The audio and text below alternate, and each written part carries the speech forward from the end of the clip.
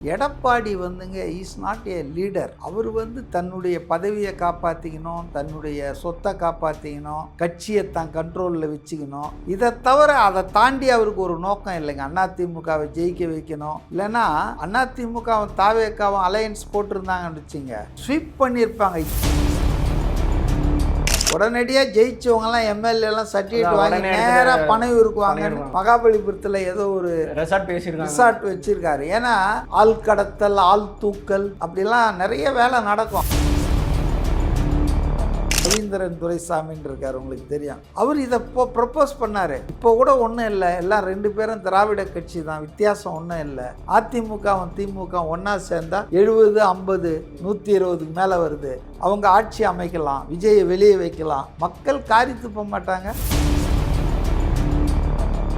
காங்கிரஸ்காரங்களும் விசிகா கம்யூனிஸ்ட்காரங்கெல்லாம் யோசிக்கணும். பிரசிடென்ட் ரூல்னு சொன்னால் BJP rule தானே. பிரசிடென்ட் என்ன பண்ண, நயனார் நாகேந்திரன் தான் கவர்னர் மாளிகையில் உட்காந்துட்டு இருப்பாரு. அதனால வந்து president rule should not be allowed. தீர்ப்பை மதித்து தாவேக்காவை ஆட்சி அமைக்கிறதுக்கு துணை புரியணும். எப்போ வேணாலும் மாறும். இன்னும் 54% இருக்குது, இன்னும் 2 கோடி வாக்கள் என்ன பண்ணணும் அப்படின்ற மாதிரிலாம் சொல்கிறாங்க. அவங்க சொல்கிறதெல்லாம் நான் ஒத்துக்கிறேன். ஆனால் the sense of people's verdict தெரியல. மக்கள் தீர்ப்பினுடைய அர்த்தம் தெரியலையா, இல்லை தெரியாத மாதிரி நடிக்கிறாங்களா? இவர் தொகுதியாக டீ கடை கட்டுற இடத்தெல்லாம் போய் உட்காந்து டீ குடிச்சிட்டு இருந்தார் ஸ்டாலின். இவர் எத்தனை இடத்துங்க போனார்? 10 இடத்துக்கு போயிருப்பாரா, இல்லை 15 இடத்துக்கு போயிருப்பாரா? போவே இல்லை. எவ்வளோ கஷ்டப்படுறாங்க பாருங்க. ஆய் ஊயினாங்களா, என்னாச்சு?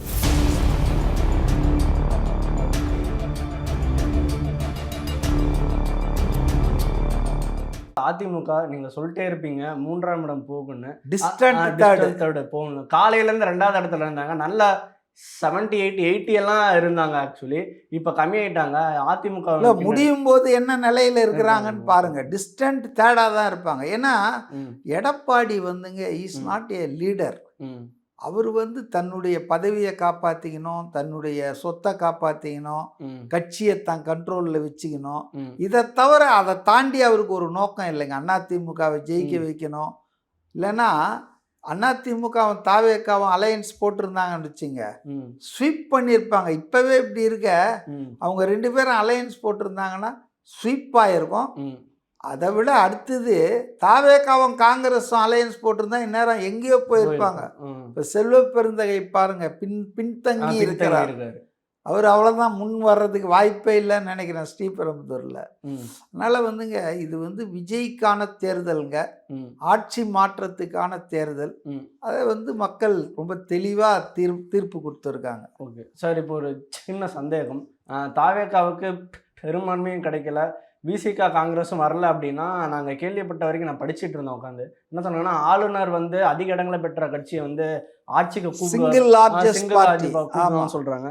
அது எப்படி, அது என்ன நடக்கும் சார்? அதாவதுங்க ப்ரீபோல் அலையன்ஸை கூட அவங்க ஒத்துக்கலாம். தேர்தலுக்கு முந்தைய கூட்டணினா கூட அதில் அதிகமாக இருந்தால் கூட அதை கூப்பிடலாம். நார்மலாக சிங்கிள் லார்ஜஸ்ட் பார்ட்டி யாரோ அவங்கள தான் கூப்பிடுவாங்க. அப்படி பார்த்தா கூட தாவேக்காவை தான் முதல்ல ஃபஸ்ட்டு ப்ரிஃபரன்ஸ். நீங்கள் மாற்று ஆட்சி அமைக்க முடியுமான்னு சொல்லி கூப்பிடுவாங்க. அவங்க வந்து மாற்று ஆட்சி அமைக்க முயற்சி பண்ணுவாங்க. சில பேர்கிட்ட உதவி கேட்பாங்க. நீங்கள் கூட்டணிக்கு வந்துடுங்க, மந்திரி பதவி தரோன்னு சொல்லுவாங்க. இல்லை சில பேர்கிட்ட வந்து உங்களுக்கு வர முடியலன்னா வெளியிலிருந்து ஆதரவு கொடுங்க. ஆதரவு கொடுங்கன்னா என்ன, கவர்னர் வந்து உங்களை வந்து கூப்பிட்டாருன்னா உங்களுக்கு வந்து ப்ரையாரிட்டி கொடுத்து நீங்கள் தான் அதிக சீட்டு ஜெயிச்சிருக்கீங்க. இப்போ 118 ஜெயிச்சிட்டா பிரச்சனையே கிடையாது. 118 இந்த சாயந்தரம் 5 மணி இறுதி சுற்று வரைக்கும் 118 தாண்டிட்டாங்கன்னா பிரச்சனையே கிடையாது. 118 தாண்டலை, 115, 114 அப்படி இருக்குதுன்னா அப்போ அவங்கள தான் கூப்பிடுவார் கவர்னர். ஆளுநர் வந்து திரு விஜய் அவர்களை கூப்பிட்டு நீங்கள் வந்து ட்ரை பண்ணுங்க, ஆட்சி அமைக்க உங்களுக்கு மெஜாரிட்டியை நீங்கள் ப்ரூவ் பண்ணுங்கன்னுவார். என்னன்னா மெஜாரிட்டி உறுப்பினர்கள், சட்டமன்ற உறுப்பினர்கள் அவங்களுக்கு அந்த ஆட்சிக்கு சப்போர்ட் பண்ணால் போதும். அந்த கட்சியில் தான் ஜெயிச்சிருக்கணும்னு அவசியம் இல்லை. அதாவது ஒரு நம்பிக்கை தீர்மானம், நம்பிக்கை கோரும் தீர்மானத்தை ஒரு வாரத்துக்குள்ளே நீங்கள் பாஸ் பண்ணுவாங்கன்னுவாங்க. அந்த ஒரு வாரத்துக்குள்ளே அவங்க ட்ரை பண்ணி பாஸ் பண்ணிட்டாங்கன்னா அவ்வளோதான், முடிஞ்சது. அதனால் தேர்தலில் யாருக்கும் பெரும்பான்மை கிடைக்காத நிலை இருந்தால் ஃபஸ்ட்டு டிவிகேவை தான் கூப்பிடணும், ஓகே கூப்பிடுவாங்க. ஓகே ஏன்னா ப்ரீ போல் அலையன்ஸ் இருந்தால் கூப்பிடலாம். ஆனால் அதுவே வந்து 70 60 தானே இருக்கு. ஓகே அது விஜய் தானே தனியாகவே நின்று இவ்வளோ ஜெயிச்சிருக்காரு. ரெண்டாவது இவ்வளோ ஓட் பர்சன்டேஜ் வாங்கியிருக்காரு. 1 கோடி ஓட்டை இப்போவே வாங்கியிருக்காரு. அதனால் அவரை தான் கூப்பிடணும், அவரை தான் கூப்பிடுவாங்க. தென் he will try to form the new government. Okay அப்போ அவருக்கு வந்து நிறைய இதெல்லாம் கிடைக்கும், ஆப்ஷன்ஸு. ஓகே யார்கிட்ட போகலாம், என்ன பண்ணலான்னு. ஒரு ஆப்ஷன் வந்து இது, அதாவது காங்கிரஸ், விசிகே, கம்யூனிஸ்டுகள் இவங்கெல்லாம் வந்து வெளியிலிருந்து ஆதரவு கொடுக்கலாம், இல்லை கூட்டணியே போய் சேரலாம். வாட் இஸ் ராங் இன் இட்டு? அவங்க ஒன்றும் திமுகவை வந்து கல்யாணம் கட்டி இல்லையா, கல்லானாலும் கணவன் ஃபுல்லானாலும் கணவன்றதுக்கு. திமுக வந்து செத்துச்சுன்னா உடன்கட்டை ஏறிடுவாங்களா நான் இந்த கட்சிகள் தோற்று போச்சுன்னா. அதனால் அவங்க அரசியல் கட்சின்ற முறையில் அவங்க கட்சிக்கு எது பெஸ்ட். பிரேமலதாவை கேட்டால் முந்தா நாள் என்ன சொன்னாங்க பாருங்க, நான் 4ஆம் தேதி சாயந்தரம் சொல்கிறேன். நாங்கள் கவனிச்சிங்களா நீங்கள்? அதாவது என்னன்னா, திமுகவுக்கு பெரும்பான்மை கிடைக்கலன்னா அப்போ வந்து மந்திரி பதவி கேட்பாங்க, துணை முதல்வர் கேட்பாங்க, அதுக்கு கீழே அவங்க அது மாதிரி. அதனால் அது மாதிரிலாம் இல்லாமல் எந்த பதவியும் எங்களுக்கு வேணாம், ஆனால் உங்கள் ஆட்சி இருக்கட்டும், இல்லைன்னா பிரசிடென்ட் ரூல் வந்துடும். அடுத்தது அதிகமாக இருக்கிற கூப்பிடுவாங்க. அவங்களால மட்டும் எப்படி ஃபார்ம் பண்ண முடியும்? அதனால் வந்து அதனால தான் வந்து இதெல்லாம் கணக்கு போட்டு தான் விஜய் கில்லாடிங்க. உடனடியாக ஜெயிச்சவங்கலாம் எம்எல்ஏலாம் சர்டிஃபிகேட் வாங்கி நேராக பணம் இருக்குவாங்கன்னு மகாபலிபுரத்தில் ஏதோ ஒரு ரிசார்ட் வச்சுருக்காரு. ஏன்னா ஆள் கடத்தல், ஆள் தூக்கல், அப்படிலாம் நிறைய வேலை நடக்கும். அதிகாரம் இழக்கிறதுன்னா அவ்வளோ சாதாரண விஷயம். முக்கியமான கேள்வியாக தான் சார். அதிகாரத்தை பிடிக்கிறதுக்காக என்ன வேணால் நடக்கலாம், இதுக்கு முன்னாடியே பார்த்து. ஆனால் எல்லாத்தையும் சட்டத்துக்கு உட்பட்டு தானே நடக்க முடியும். என்ன வேணா நடக்கலாம்னா எனக்கு கம்மியாக இருக்குது, எனக்கு முதலமைச்சர் அப்புறம் பதவி பிரமாணம் பண்ணி வைங்க, என்ன பண்ணிடுவாங்களா?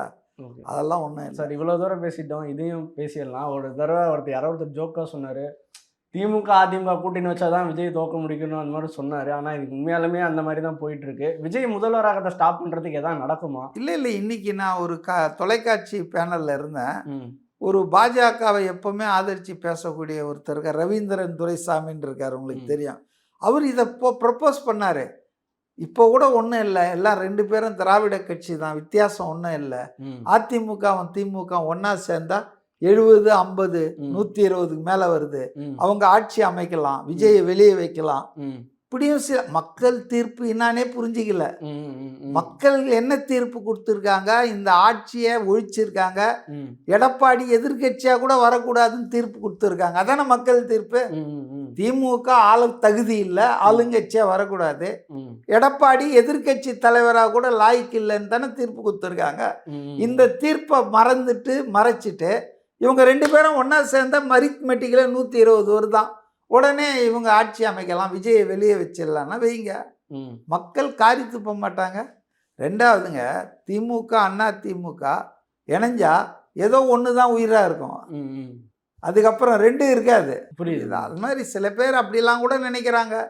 ஏன் 2 திராவிட கட்சிகள் தானே, 1 கோடியில் பூத்த இருமலர்கள். திமுக அதிமுகவும் போயிட்டு கம்பைண்டா. ஆனால் ஃபஸ்ட்டில் அவங்களுக்கு இதெல்லாம் கிடைக்காது, இந்த சான்ஸ் எல்லாம் விஜய்க்கு கொடுத்து விஜய் ட்ரை பண்ணி அது நடக்கலான்னா அடுத்து அந்த மாதிரி தான். ஏன்னா உடனடியாக தேர்தல் இவ்வளோ செலவு பண்ணி நடத்தியிருக்காங்க. 6 மாதத்துக்குள்ளே எலெக்ஷன் வருமா சார்? வராது. சஸ்பெண்டட் அனிமேஷனில் ஒன்றா வைப்பாங்க. யாராலையும் வந்து ஃபார்ம் பண்ண முடியல கவர்மெண்ட்னா சட்டசபையை வந்து சஸ்பென்ஷனில் வைப்பாங்க, கலைக்க மாட்டாங்க எடுத்த உடனே. ஒரு 6 மாதம் கூட 1 வருஷம் கூட வைப்பாங்க. அந்த பீரியடில் பிரசிடென்ட் ரூல் நடக்கும். அது தேவையா? அதை காங்கிரஸ்காரங்களும் விசிகா கம்யூனிஸ்ட்காரங்கெல்லாம் யோசிக்கணும். பிரசிடென்ட் ரூல்னு சொன்னால் பிஜேபி ரூல் தானே. பிரசிடென்ட் ரூல்னா பிரசிடென்ட் என்ன பண்ண, நயனார் நாகேந்திரன் தான் கவர்னர் மாளிகையில் உட்காந்துட்டு இருப்பாரு. அதனால வந்து president rule should not be allowed. மக்கள் தீர்ப்பை மதித்து தாவேக்காவை ஆட்சி அமைக்கிறதுக்கு துணை புரியணும்.